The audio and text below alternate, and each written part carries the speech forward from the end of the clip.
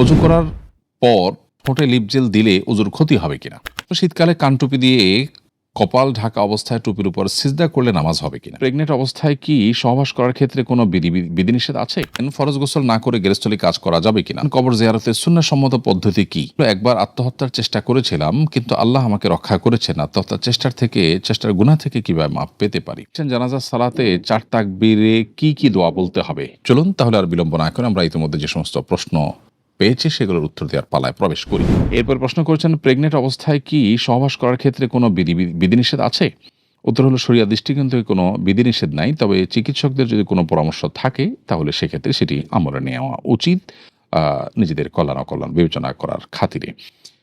কোরবান আলী লিখেছেন, জানাজার সালাতে 4 তাকবীরে কি দোয়া বলতে হবে, আর ইমামের পেছনে মুক্তাদিও কি দোয়া পড়বে? ভাই কোরবান আলী, আপনার প্রশ্ন উত্তর হলো যে 4 তাকবীরের প্রথম তাকবীরে আমাদেরকে পড়তে হবে সানা, সুবহানাকাল্লাহুম্মা ওয়া বিহামদিকা দোয়া পড়তে হবে, এবং দোয়া হিসাবে এর পাশাপাশি সূরা ফাতিহা পড়তে পারেন। দ্বিতীয় রাকাতে তাকবীরের পর দ্বিতীয় তাকবীরে আপনি পড়বেন হলো দুরূদ শরীফ। নামাজে যে দুরূদটা পড়েন ঠিক দুরূদ ইব্রাহিম সেটি পড়বেন। এরপর তৃতীয়বার আল্লাহু আকবার বলে তাকবীর পড়ার পর আপনি জানাজার অর্থাৎ মুর্দাবের জন্য আপনি দোয়া করবেন। আল্লাহুম্মা গফির লিহাইয়িনা ওয়া মাইয়িতিনা, আরও যত রকম দোয়া আছে, আল্লাহুম্মা গফির লাহু ওয়ারহামহু ওয়াকরিমহু ওয়াহসিনহু ইত্যাদি যে দোয়াগুলো হাদিসে বর্ণিত আছে, মুর্দার জন্য দোয়া করবেন ৩য় নম্বর তাকবীরের পর। এরপর ৪র্থ তাকবীরের পর আপনি সালাম ফেরাবেন। এখানে তাকবীরের সময় হাত উঠানোর দরকার নেই, হাত বাঁধাই থাকবে, মুখে শুধু তাকবীর বলে প্রথম তাকবীরে সানা, ফাতিহা, দ্বিতীয় রাকাতে দুরুদ এবং তৃতীয় রাকাতে মুর্দার জন্য দোয়া, এবং চতুর্থ তাকবীরের পর সালাম ফেরাবেন।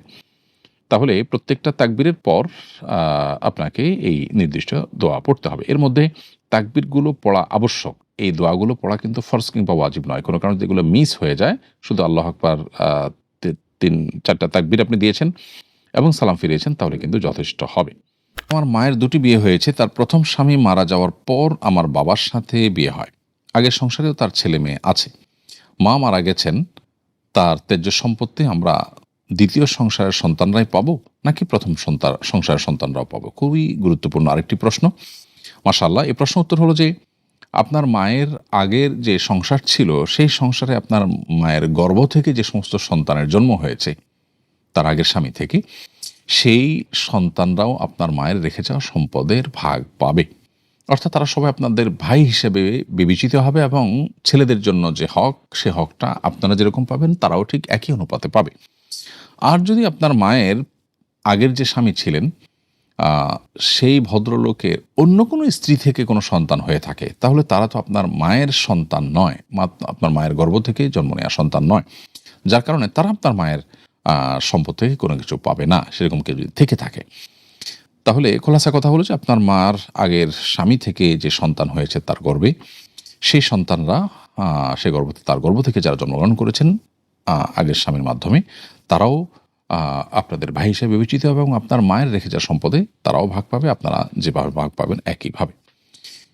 এরপরে প্রশ্ন হলো, প্রোবায়োটিক ড্রিঙ্কস কি হালাল? এ ধরনের ড্রিঙ্কস তৈরির পদ্ধতি হলো, বিভিন্ন ফলের রস একত্রে একটি পাত্রে রাখা হয়, সে পাত্রে চিনি এবং পানি দেওয়া হয়, চিনি, পানি এবং ফলের রস একত্রে 5-6 দিন রেখে দেওয়া হয়, এরপর খাওয়া হয়। উত্তর হলো, প্রোবায়োটিক ড্রিঙ্কস এটি মানুষের হজমের জন্য উপকারী হিসাবে প্রসিদ্ধ, এবং যে প্রক্রিয়া এটি তৈরি করা হয়, সাধারণত এই প্রক্রিয়া তৈরি করার ফলে এটি পান করার কারণে নেশা তৈরি হয় না। যদি নেশা তৈরি না হয়, তাহলে সেক্ষেত্রে এটি পান করাতে কোনো অসুবিধা নেই। যদি কোনোভাবে নেশা উদ্রেক করে, সেরকম যদি হয়, তাহলে সেক্ষেত্রে সেটি হারাম হবে, কারণ কুল্লু মুস্কিন হারাম, যেটা নেশা উদ্রেককারী হয়, নেশা সৃষ্টি করে যেটি, সেটি পান করা হারাম হয়। অতএব নেশা উদ্রেক না করলে এরকম কোনো কিছু পান করা বা খাওয়া মৌলিকভাবে সম্পূর্ণ জায়েজ আছে। এমডি ইব্রাহিম মিয়া লিখেছেন, ফরজ গোসল না করে গৃহস্থলী কাজ করা যাবে কিনা? উত্তর হলো, ফরজ গোসল করা ছাড়াও গৃহস্থলী কাজ করতে পারে। কারোর গোসল ফরজ হয়েছে, পরবর্তী ফরজ নামাজের আগে তিনি গোসল করে ফেলতে হবে নামাজের প্রয়োজনে। আর এর মধ্যবর্তী যে সময়টা আছে, এই সময়ের মধ্যে তিনি যে কোনো কাজ চাইলে করতে পারেন। গৃহস্থলী কাজ, দুনিয়াবী কোনো কাজ, ক্ষেত খামার বা ঘরোয়া কোনো কাজ, রান্না বাড়া, কুটাকাটি, এগুলো সব তিনি করতে পারেন। তবে এক্ষেত্রে উত্তম হলো, ফরজ গোসল হয়েছে, গোসল একটু দেরিতে করতে হলেও কোনো কাজ করার আগে অজু করে নেওয়া। অজু করে আপনি এবার গৃহস্থলী কাজ করলেন বা যে কোনো দুনিয়াবী কাজ করলেন, সেটি হলো সবচেয়ে উত্তম এবং সুন্নাহ। যদি সেটা কোনো কারণে করতে না পারেন, তাহলে সেক্ষেত্রে আপনার কোনো ফরজ তরক হবে বা কোনো গুনাহ হবে, ব্যাপারটা কিন্তু সেরকম না। এরপরে প্রশ্ন করেছেন এমরি আব্দুল্লাহ, আপনি লিখেছেন কবর জিয়ারতের সুন্নাহ সম্মত পদ্ধতি কি? উত্তর হলো, কবর জিয়ারতের সুন্নাহ সম্মত পদ্ধতি হলো কবরের পাশে দাঁড়িয়ে কবরবাসীকে সালাম দেওয়া। সালামুন আলাইকুম দারা কওমিন মুমিনিন ওয়া ইন্না ইনশাআল্লাহু বিকুম লাহিকুন নাসআলুল্লাহ লানা ওয়া লাকুমুল আফিয়াহ। আমরা এভাবে কবরবাসীর জন্য দোয়া করতে পারি, এক বছর দিয়ে আমরা করতে পারি আসসালাল্লাহু লানা ওয়া লাকুমুল আফিয়াহ। আবার আসসালামু আলাইকুম ইয়া আহলাল কুবুর মিনাল মুসলিমিন আল মুসলিমাত ওয়াল মুমিনিন ওয়াল মুমিনাত, এটিও এক বর্ণনা এসেছে, তবে আগের বর্ণনাটি অধিকতর বিশুদ্ধ। এছাড়াও কবর জিয়ারতের আরও বিভিন্ন দোয়া আছে, বিভিন্নভাবে মুর্দাকে সালাম পেশ করার কথা বলা আছে। অতএব যে কোনোভাবে আপনি মুর্দাকে সালাম পেশ করলেন, সুন্নাহ সম্মত যে কোনো দোয়াকে অনুসরণ করে, সেটাই কবর জিয়ারতের পদ্ধতি। তাহলে জিয়ারত মানে হলো মূলত সাক্ষাৎ করা। সো কবরবাসীর সঙ্গে সাক্ষাৎ করে তাদেরকে আমরা সালাম নিবেদন করলাম, মানে হলো তাদের জন্য শান্তির দোয়া করলাম। এরপর আমরা চাইলে কিবলামুখী হয়ে মুর্দার জন্য আলাদা করে সেখানে দোয়া করতে পারি, সেটা করা যেতে পারে, অপশনাল। বিভিন্ন রেওয়ায়তের আলোকে, বিশেষ করে মুসলিম আমাদের একটি রেওয়ায়তের আলোকে এটি কিছুটা সাব্যস্ত হয়। তবে কবর জিয়ারতের মূল আমলটাই হলো কবরবাসীকে সালাম পেশ করা, এবং সালাম পেশ করার মাধ্যমেই কিন্তু তাদের জন্য দোয়া করা হয়, শান্তির দোয়া করা হয়, আল্লাহ যেন তাদেরকে মাফ করে দেন সেজন্য দোয়া করা হয়। অতএব এই দোয়া যথেষ্ট। দোয়া যদি একান্ত সেখানে আলাদা করে সালাম পেশ করার পর দোয়া করতে হয়, তাহলে সেক্ষেত্রে কিবলামুখী হয়ে মুর্দার জন্য আলাদা করে দোয়া করা যেতে পারে। এরপরে প্রশ্ন হলো, একবার আত্মহত্যার চেষ্টা করেছিলাম কিন্তু আল্লাহ আমাকে রক্ষা করেছেন, আত্মহত্যার চেষ্টার গুনাহ থেকে কিভাবে মাপ পেতে পারি? আত্মহত্যা করা যেহেতু গুনাহ, কাবিরা গুনাহ, অতএব কাবিরা গুনার জন্য চেষ্টা করাটাও গুনাহ। যেটা অপরাধ সেটার জন্য চেষ্টা করা বা অ্যাপ্রোচ নেওয়া সেটাও কিন্তু অপরাধ হিসাবে বিবেচিত হয়। সেই দৃষ্টিকোণ থেকে আপনার আত্মহত্যার চেষ্টা করাটাও কিন্তু অপরাধ হিসাবে গণ্য। কিন্তু এটার জন্য যদি আপনার কাছে তওবা নাসুহা করেন, যে আর জীবনে কখনো কোনো কঠিন পরিস্থিতিতে আল্লাহর রহমতের আশা ছেড়ে দিয়ে নিরাশ হয়ে জীবনকে শেষ করে দেওয়ার এইরকম কোনো সিদ্ধান্তে আপনি আসবেন না। আপনি সবসময় গুনাহ থেকে বেঁচে থাকার জন্য সর্বোচ্চ চেষ্টা করবেন, সেরকম সংকল্প যদি আপনি করেন, তওবা যদি আপনি করেন, তাহলে সেক্ষেত্রে আগেরবার যে আত্মহত্যার চেষ্টা করেছিলেন সেই গুনাহ আল্লাহ তাআলা মাফ করবেন। কারণ আল্লাহ তাআলা কোরআন কারিমে এবং নবী সাল্লাল্লাহু আলাইহি ওয়াসাল্লাম বিভিন্ন হাদিসে আমাদেরকে বারবার করে এটা জানিয়েছেন, কেউ যখন তওবা করে, কেউ যখন কোনো গুনাহ করে অনুতপ্ত হয়ে ফিরে আসে, আল্লাহ রাব্বুল আলামিন সে গুনাহ মাফ করে দেন।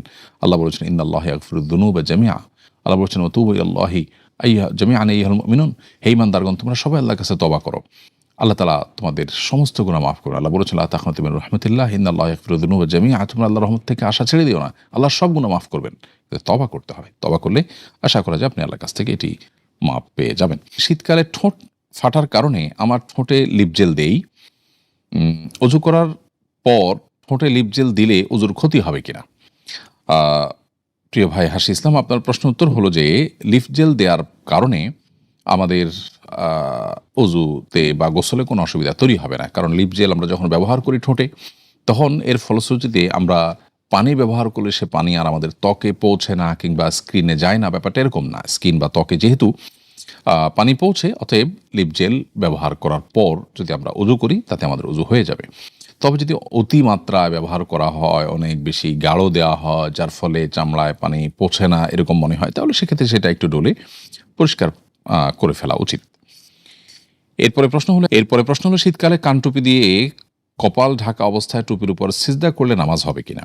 সাধারণ অবস্থায় কপাল সরাসরি ফ্লোরে বা যেখানে সিজদা দিচ্ছেন সেই জায়গায় রেখে সিজদা দিয়ে সালাত আদায় করতে হবে।